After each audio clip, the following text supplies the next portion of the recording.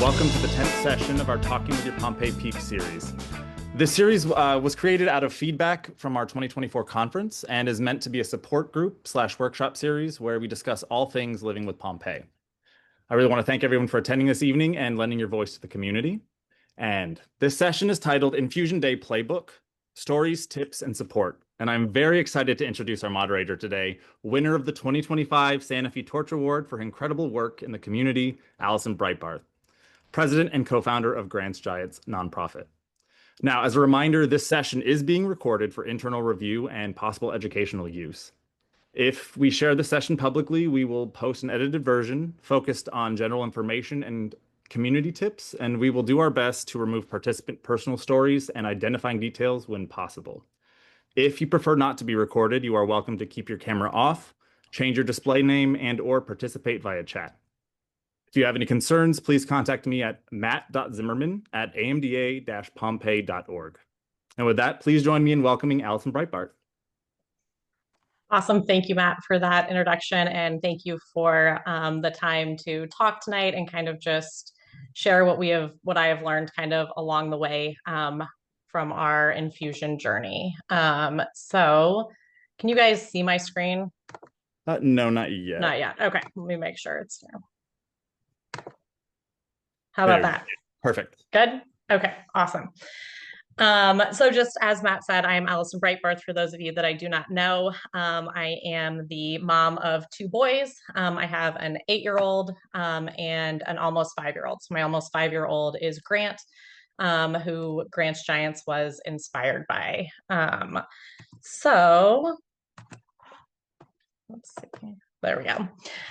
Just a little bit about our family, something that makes us a little bit different besides Pompe. My older son has hemophilia. So not only do I have a 5-year-old who receives infusions for Pompe disease, but Connor receives infusions for hemophilia. So his hemophilia is mild, but on an as-needed basis, he receives infusions. So he had his tonsils and adenoids removed, and during that, he was on a 24-hour continuous infusion and then had 8 infusions every other day post-surgery. So I've got some infusion experience. And so our journey really with weekly infusions began after my youngest son, Grant, was diagnosed with infantile onset Pompe disease. So he began weekly ERT at just 3 weeks old. So as you can imagine, a lot of you have been there, especially parents in the room. Having a little one being stuck is quite an experience. And his very first infusion was a very long day. We were there, I think, from 8 a.m. to 8 p.m. So a full 12-hour experience. And kind of towards the end of that day, I said to my husband, wow, the infusion center, this place is really sad. It's really hard. There's a lot of kids here that are fighting, really big battles that no one should really have to face. And my husband's a very positive person. And so he looked at me and he said, oh, well, I see so much hope here. And so that really was a pivoting moment for me in how I was going to view Infusion Day going forward, because he was right. Where would all of these kids be without these treatments? So that really started to shape how Infusion Day was going to be something that I thought of in a different way. I was thankful that he was able to receive this treatment. How lucky was he? And so with that kind of became my Infusion Day, toolkit, or things that kind of just are my things that help me on that day. And so one of the big ones is choosing joy. So on Infusion Day, there is always something that day that is joyful, whether that is hiding tiny hockey guys around the infusion center for Grant to find, or Grant hiding tiny hockey guys around the infusion center for me to find. And today I failed to find 2 of them. So he was really excited that he had 2 very tricky hiding spots. And so we find joy in our Infusion Day every single week. It used to be found in this tiny car that I would push Grant around in. And I think that was my joy because I got a lot of steps in. we did a lot of laps and it kept me moving, and it made the day go a lot faster. But as he has grown, things have changed. So instead of pushing him in a tiny car, I now chase him around the infusion center, and make him get laps in so that I can still get some steps in. On the way to our infusion, he really likes the song "We Will Rock You." So we frequently listen to like a pump up song on the way to an infusion. He also likes "We Are the Champions." He's in a big hockey phase. He also likes the national anthem just because they play it at a hockey game. Um, and then also on infusion day, it's kind of a day where I give myself a break. It's like, you know what, that's one day where I'm not going to think about what's for dinner. We will absolutely have dinner, but it's not something I'm going to make at home that night. So it kind of gives me that permission to order a pizza or grab Chick-fil-A, or tonight we grabbed Mexican. Just kind of gives me one thing that's off my plate that day. And then another thing that I would say is a big part of our journey has been celebrating the milestones. So I started this very early on, starting with 25, and we've continued to do that in increments of 50. So I'll share a little bit more about what we've done for those later. And then I think the other thing that gets me through is kind of finding your people. So two of my friends are pictured here with me. And, every now and then you do have a bad day.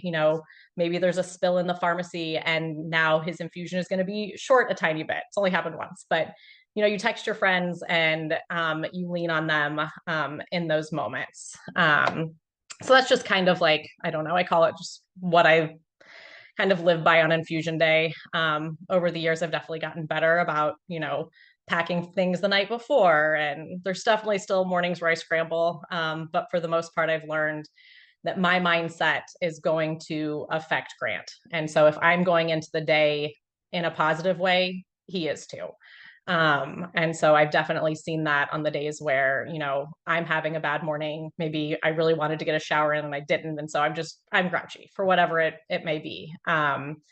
So I've noticed that my attitude really affects him. And so I try really, really hard to make sure that I'm kind of presenting myself and am looking forward to the infusion day. And then in turn, he is too.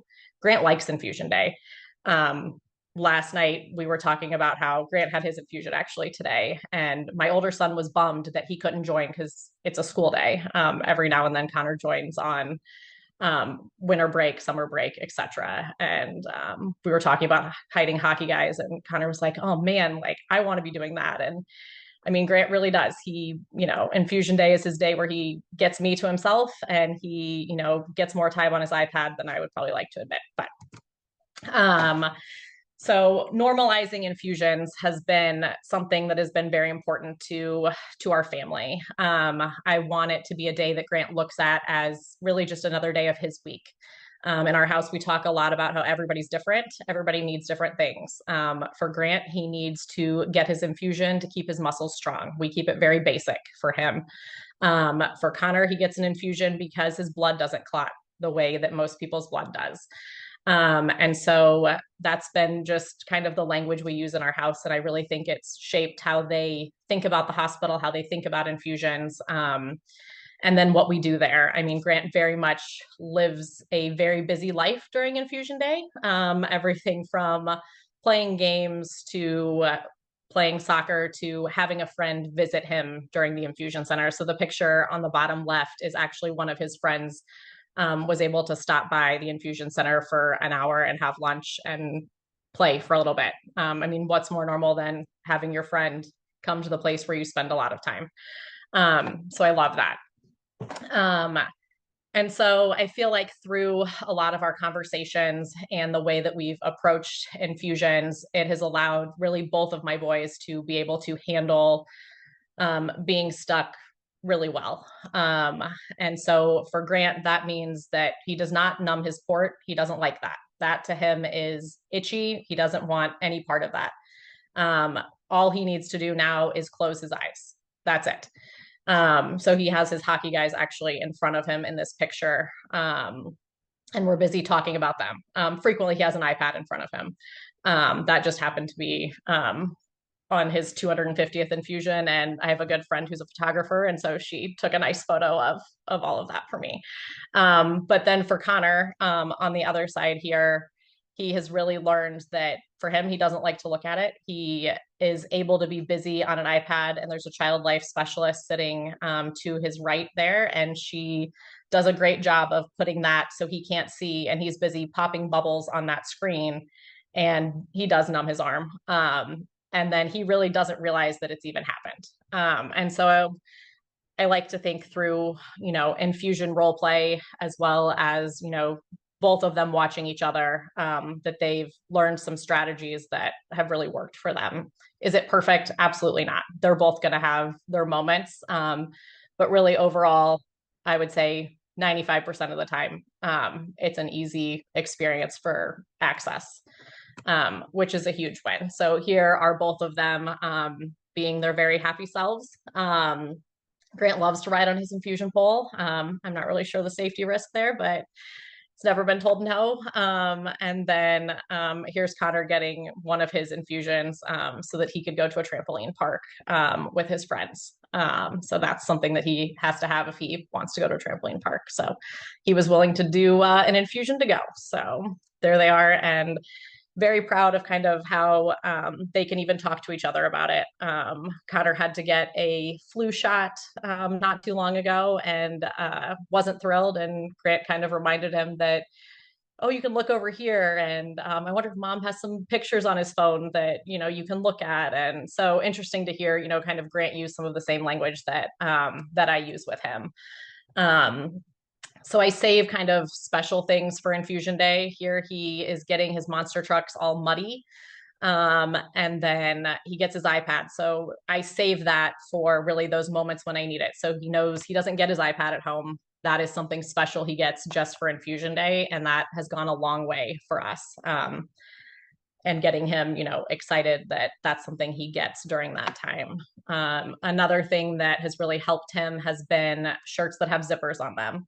I kind of stayed away from them for a long time just because I didn't like how they looked, and it was kind of something that made him seem like attention is being drawn. I'm wearing this because I have this. No, he absolutely wants to wear one every single week. He loves them. My mother-in-law recently made him one with a Penguins logo on it because he's a big Pittsburgh Penguins fan. And so now he has worn that sweatshirt the past 6 weeks. So every week, 6 weeks. But as I said earlier, we really celebrate the milestones in this journey. Infusions right now are lifelong. There is not an end in sight. So why not mark the ones that, show kind of the journey that you've been on? So it started with me bringing 25 cake balls to the nursing staff when Grant had his 25th infusion. Then it turned into, okay, I brought 50 donut holes.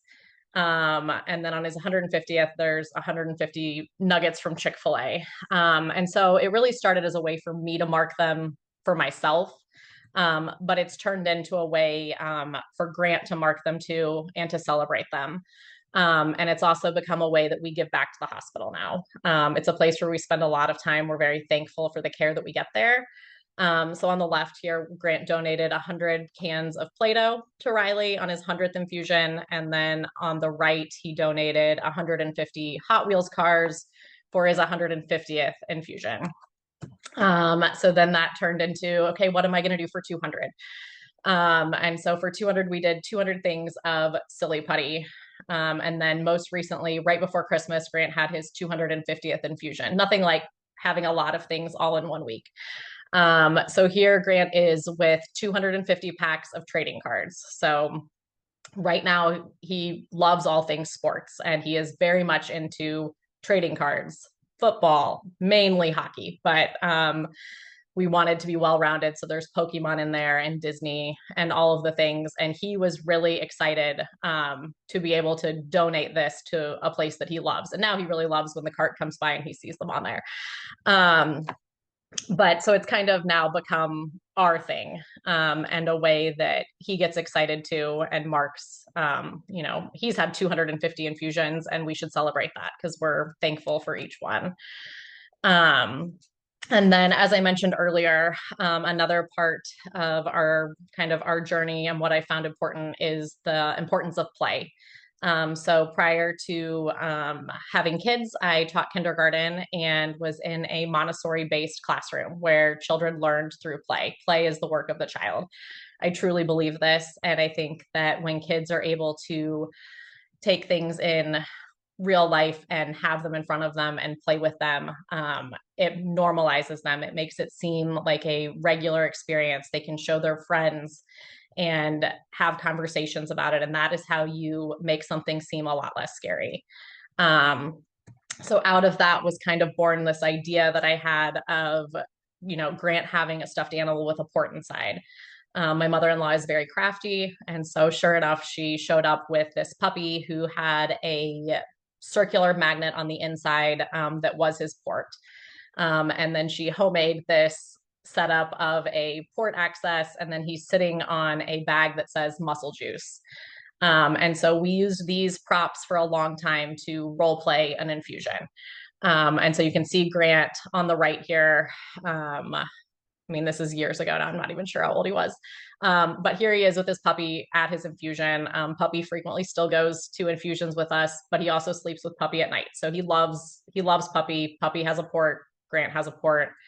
And so from that, I ended up coming across a company called the Butterfly Pig. And I felt that it was really important that kids with Pompe disease have access to these infusion role play kits. So the Grant's Giants Infusion Role Play Project was born, and it's one thing that I truly love being able to do. And so every kit that is put together has everything that a child needs to role play an infusion. So you can see in both of these pictures, the dogs both have a butterfly needle that has been accessed, and you see the tubing and the IV bag and the pump. And it has all of those parts. So you can go to our link. I think it's on Facebook right now and on Instagram, and you can apply to receive one of these infusion role play kits. You can, request an animal that you might want. We've got a whole bunch of them. I can't guarantee it, but we do our best to honor requests. And so inside every kit, they have some rubber gloves because you need to be sterile when you are going to perform an infusion. You have your swabs so that you can clean the site. You have 2 masks to wear, one for you, one for your puppy. Don't follow Grant's example of never wearing a mask when this port is accessed. And then we have a card that says muscle juice on one side with all of the infusion role play steps on the back of it. And so those are in the kit along with your stuffed animal. So here is a puppy, and then he has his port in here, and then you can add this purple piece on there and then access his port with the butterfly needle. And so after that, you're able to, I should have cleaned him and all of the things, but and then you can hook him up so that he is accessed and hooked up to his muscle juice right here. And then every kit also has a syringe so you can check for blood return, flush the line, and do all of the things. And all of those steps are written on the card. So you can see here, there's 2 different girls role playing infusion. So on the left, her infusion raccoon is taking a nice little nap during his infusion. She's gotten him all nice and comfortable and set up. And then on the right, you can see that she has cleaned that mermaid's port and then accessed, and she is wearing her gloves and her mask and is able to perform a whole infusion by herself. And I think that's really powerful to watch a child be able to go through all of the steps that they know, but do it on a stuffed animal. And then when it's their turn to have that done, it just makes it seem a lot more normal and a lot less scary.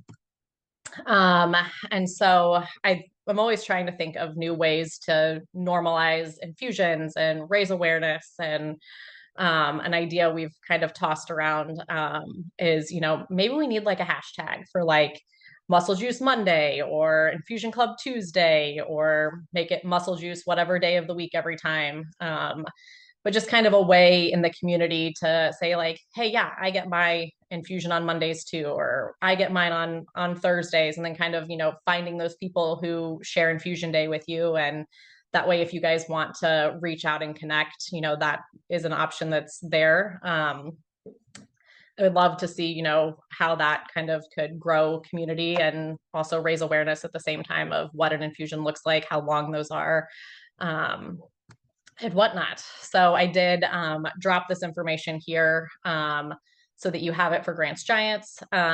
Those are all ways. There's infusion role play things posted in all of those places. The only one I'm not sure about is our website. We're in the process of becoming grantsgiants.org. And so once that is up and running, it will have a home there so that they can be requested via the website. But I created grantsgiants.com when I didn't realize we should be a .org. So our new website is forthcoming. And then I also dropped my email address here if you have any questions about infusion role play kits or want to reach out and get one. I can easily share the Google form with you. If you don't see it on our Facebook page, it should be pinned to the featured things at the top. And yes, Grant completed his 255th infusion today. So that was him today. So, but yes, thanks so much for letting me share some things that have been helpful on our journey, and hopefully you can take something away from tonight. This is excellent. I did also throw the Google Doc link for the Infusion Role Playing Kit in the chat. Oh, so, look at you. Perfect. Yeah. Trying to do the work. Yes. But let's go ahead and open it up and talk about infusions and what helps and what doesn't.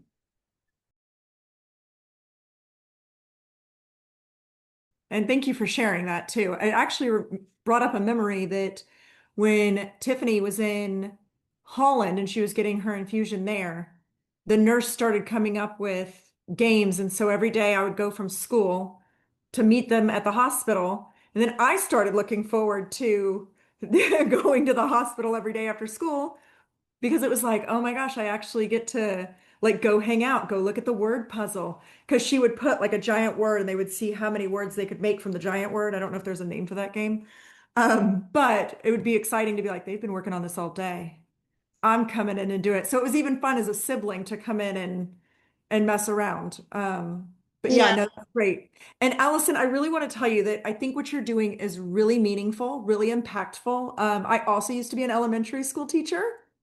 So we know how important like emotional regulation, emotional security, all of those things for kids, especially doing something different.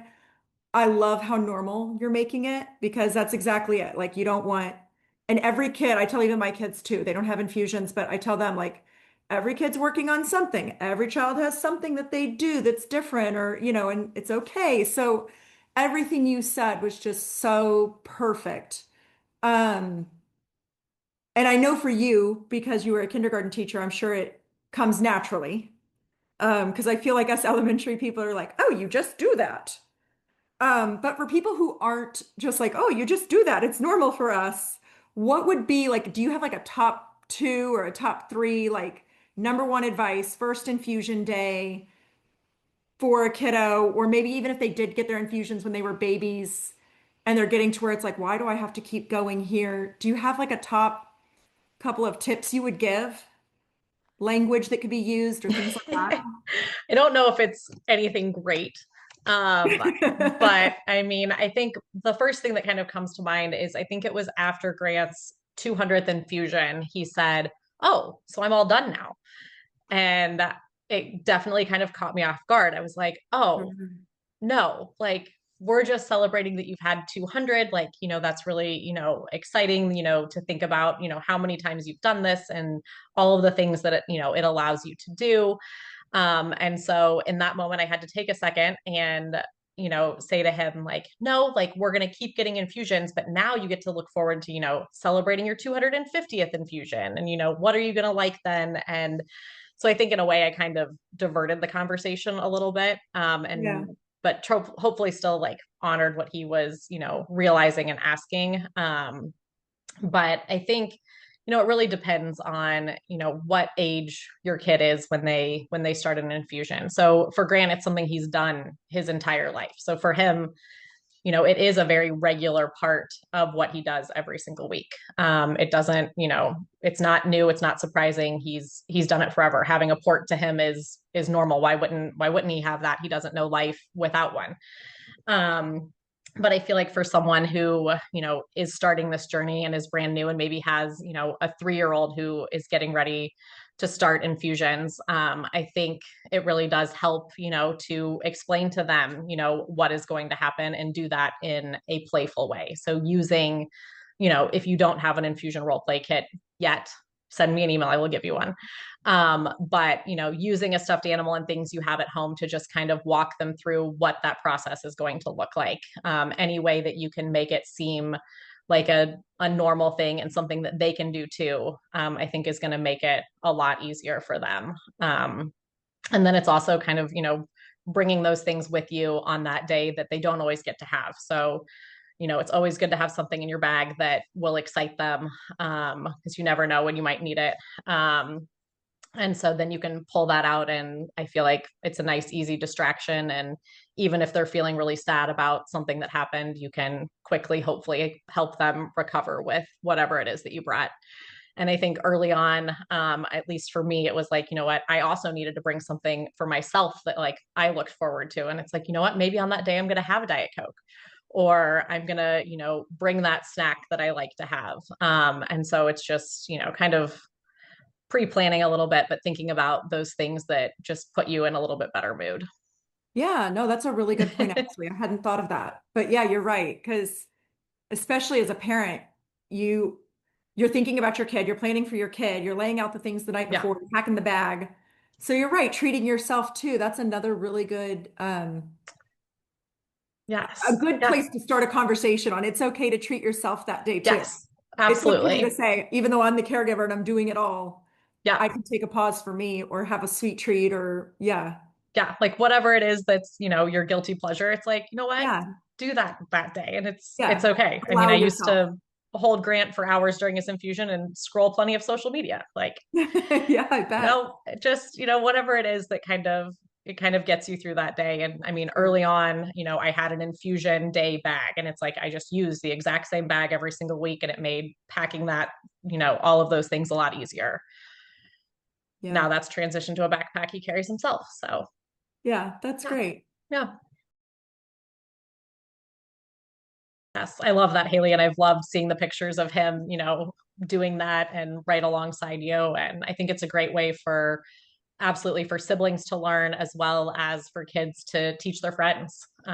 So one of my thoughts with them is like, it'd be a great thing to take to your class if you're wanting your class to have a better understanding of, maybe why you missed some school and what you're doing. That's a good point too. Yeah, I like that. Taking it to school. That's great. I like that. So who gets to pick the milestones? Is it Grant? Does he get to pick? We're doing donuts this time, or is it a Oh, he'd team love to effort? be able to eat a donut. I hold donuts very much hostage from him. Um, he definitely gets a say. That is where our 250 trading card packs came from, was definitely what Grant wanted to do. And historically, I've just bought whatever it is. So I was like, okay, 100 things of Play-Doh. Like, okay, that's on Amazon. They come in packs of 25, 4 of them. Okay, fine. That's my donation to the hospital. Not a big deal. When I priced trading card packs, I was like, oh man, Grant, I'm not really wanting to fund 250 of these. And so I threw it on my personal social media. And sure enough, the response was incredible, of friends and family just Amazon wish listing them to our house. And so that is how they were all donated. We bought some ourselves, That's but awesome. majority were purchased by friends and family, which was amazing. That's awesome. Yeah, that's good. That's Yeah, I really don't know what 300 will bring. So we'll see.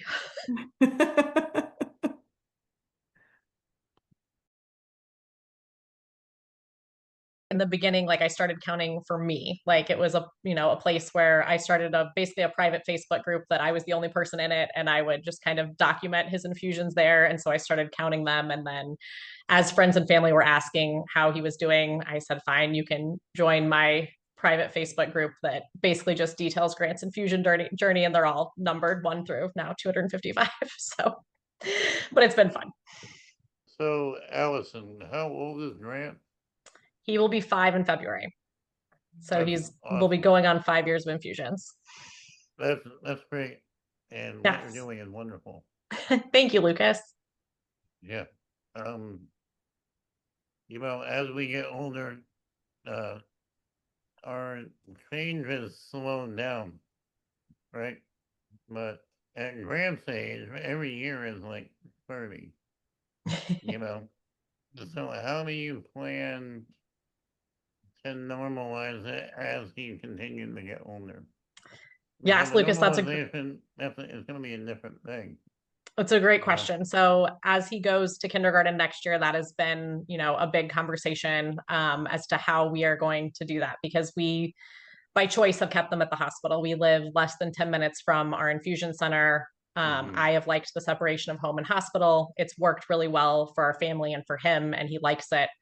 And so as he goes to kindergarten, right now, I think our best plan and idea is that he will go to kindergarten a half day one day, and then he will receive his infusion in the afternoon.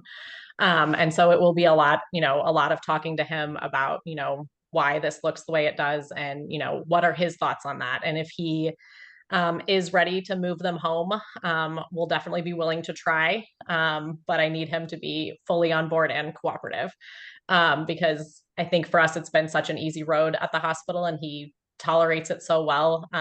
It's probably more me, but I'm afraid to rock the boat.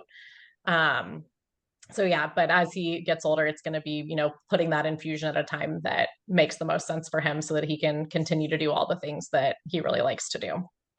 Right. Yeah, kids often, if they're at home, they'll act different, talk differently, a little bit different. They're a little too comfortable. Exactly. Yeah. So I don't blame you wanting to stay there. Yeah, a little bit different. Yeah. So I get that. I started my enzyme when I was 10. And okay. I am 32. I had to think about how old I was for a second, but I started the infusion at home in my early 20s, and it was a game changer. Yeah. I was, in college and all this stuff, and it was scary at first. But once I got used to doing it in my home, even though my hospital was only 10 minutes away, it was a big difference. Right. I'm sure you were like, why did I wait so long? This has been great. Why did I not do it years ago? Yes. So yeah, I need Grant to be a little bit older before I can really probably trust him. And, that's the thing though, like as he gets older, like even 5 to 8 is a big difference yes. mentally. So how are you going to navigate that? Because it's easier to get a 5-year-old excited about all the great things you're doing than it might even be to get a 10-year-old excited about the same thing.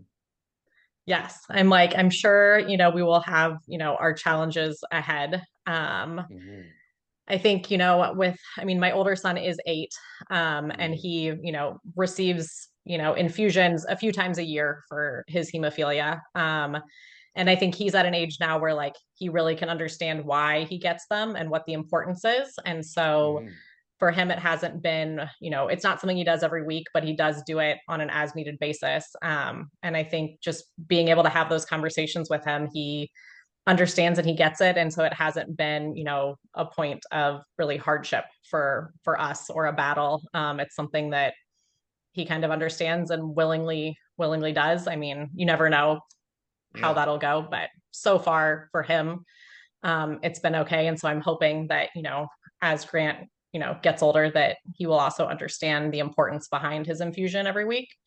But you never know. Kids can be wild cards. Yeah. And how wild is it that you have 2 boys that both get infusions for separate things? It's very wild. I feel like it's such a blessing, really. I mean, it's like, that they'll be able to talk to each other about it. They'll be able to understand it. I mean, it'll be for different diseases, different things. Yes.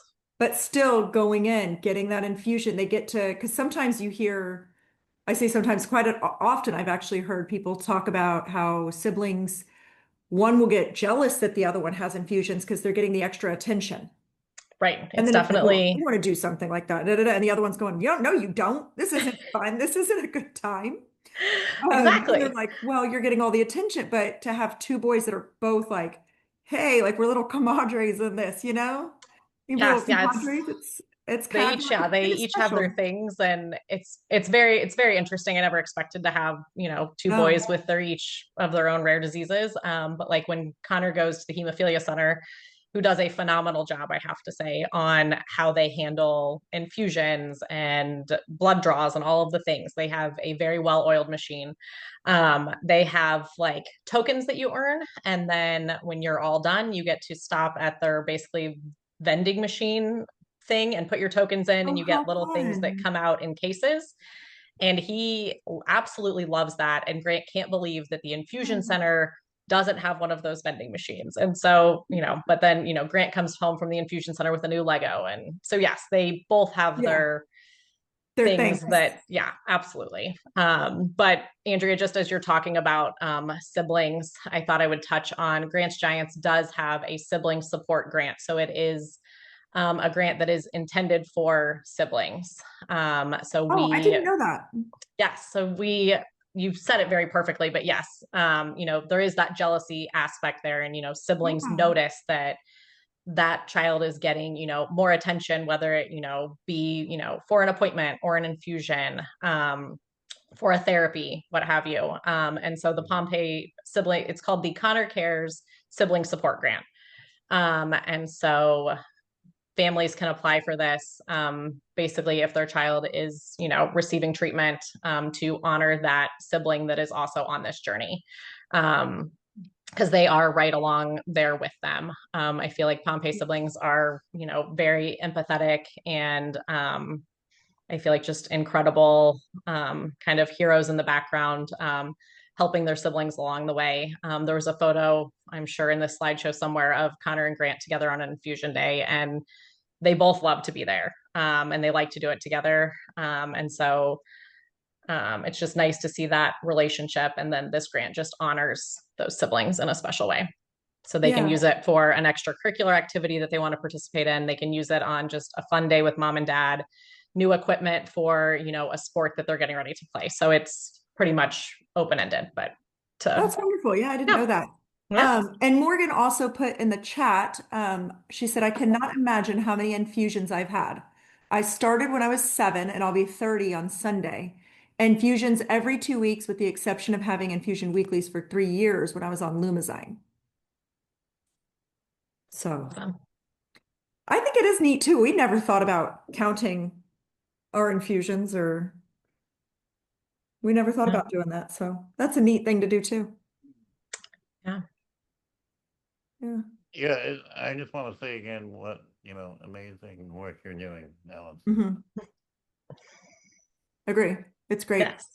Thank you. Yes. So yeah, I love mailing them out. I think, I don't know if I said it on the call or if I was talking with Andrea and Matt before we got started, but I was just mailing them this week. One went to Belgium, one went to Australia, and one went to South Africa. And then there's a request for Greece and Argentina. So they are going truly around the world. We've also shipped, I think, around 100 in the United States. So there's a lot of them out Did there you ever now. think it would get that big? No, I didn't know that really my nonprofit would kind of grow in the way that it has. It's been incredible to watch. And I love that the Infusion Role Play Kit is a part of it, because I think they're just such an important tool for so many reasons. And so I'm really excited to continue to ship them out. And I hope we ship out just as many in 2026. So And did you say how many animals you have? How many different ones? there's a whole variety. And so Right. basically the way that I get them is I just post an Amazon wish list with all kinds of different stuffed animals. I stick to like 3 brands because they're the easiest ones to open up in the back and sew a port on the inside and then stitch back up. But outside of that, there's, you know, everything from dinosaurs to unicorns to puppies and cats and bunnies and lions and all kinds of when things. you get a request and you say you try to honor it, you probably are able to. That's I great. try pretty hard. Yes. Every now and then I get one that that might throw me. I had I ended up getting one, but not a capybara, but it was another something random, but I did track one down. Strange animal. Yeah. But that's really neat because it's not just dogs or cats or, Right. you know, so yeah, if a kid has a favorite animal and Yes. you Yeah, know, we like my try daughter, to. she's obsessed with pigs. I'd be like, it has to be a pig. Yes. Yeah, like I had one that was like she's a total cowgirl. Like she loves do you have a, you know, a horse or a cow or I was like, okay, we can do that. It seems to me that perspective on these infusion days changes everything. You know, I could see how infusion days could feel kind of like survival mode all the time. You know, like, oh, I got to go do this. I got to check it off my list. I got to cross it off. But all the ideas that you've had, like really take it out of survival and into planning. And I mean, completely changes the human perspective on exactly what's happening. So I think it's something, no matter the age, thinking about what you can do for yourself and planning on those days and counting those days and honoring those days really will change your journey quite a bit with the disease. Yes. Yeah, I think, I mean, I definitely lived our first year in survival mode. We made it, but I think I learned a lot in that time. And Yeah. It was important as he was getting older. I realized, you know, my attitude and mood really is going to dictate how his is that day too. Right. Do you ever How was he feel diagnosed? yourself? Oh, sorry. Go ahead, Lucas. Do you ever feel yourself going back into survival mode? And if so, how do you get out of it?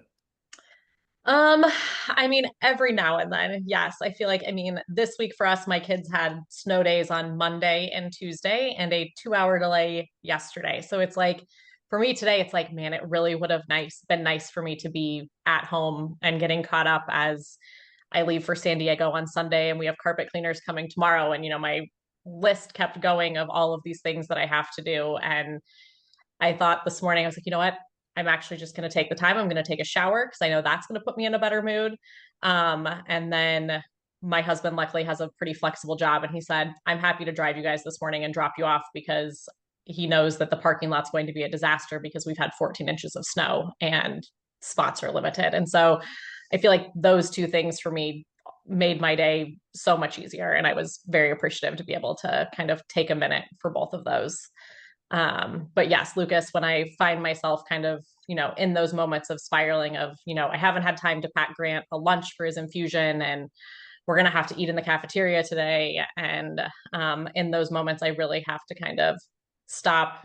And for me, it's kind of just take a deep breath and reset before I kind of get in the car and head to the hospital. Because I've really learned that if I show up in a really bad mood, he's also in a really bad mood and I can't handle him in a bad mood all day and fighting blood pressures and not wanting to get weighed. And we had a really long time of him not wanting to wear like the medical ID band, the, what do you call that thing? The white thing? I don't know. Just like your ID band that they, ID bracelet. yeah, that they put on you in the hospital. He was not, they never made him wear it up until like a year ago. It was just never a thing. And then they decided they really wanted to start implementing that you wear that all of the time. And so we finally came to the compromise of Grant, you can wear it on your shoe. And so his gets attached to his shoe. So I've also learned like it's finding, you know, the compromise where you're still getting what you need, but maybe it's a way that he still, you know, feels that he's in control. It's really interesting having these, you know, these webinars because I'm so far removed from that age that I don't even really remember what it was like when I was 10 getting it. Right. You know? Yeah, even as parents, we do that. We have to remind ourselves, like, when you have kids, it's like, oh, yeah, I remember that. I remember feeling this way. But yeah, the compromise, Allison, yeah, you're absolutely 100% right. Kids need to feel that they're in control, that they have a say over their own lives, their own bodies, what they're doing, what they're not doing, what they like, what they don't like. Right. You could sit there and say, use the numbing cream, it'll make it feel better, blah, blah, blah, blah, blah, and just harping on it where he's like, it feels weird. It itches. Right. I don't Yeah. like it. Don't make Yeah. me. It's better to just say, okay, you don't have to do it. That's fine. Yeah. So like on the things where That's it's like good. he can ask and I can say yes, I find myself more easily saying yes. Yeah. I mean, even in the moments of like, okay, we're checking in and it's, he gets his height measured and his weight measured every single week. And it's like, really, do you think his height's increased that much? Like, no, probably not. And it's not going to matter. His dose is not going to change, but they have to have it.